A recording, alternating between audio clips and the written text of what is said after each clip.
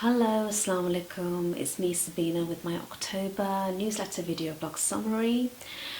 This month has been another painful month with my shoulders. It's causing me a lot of stress and pain, but I did manage to publish my blog and videos about the World Literacy Foundation Ambassador Program in both English and Urdu.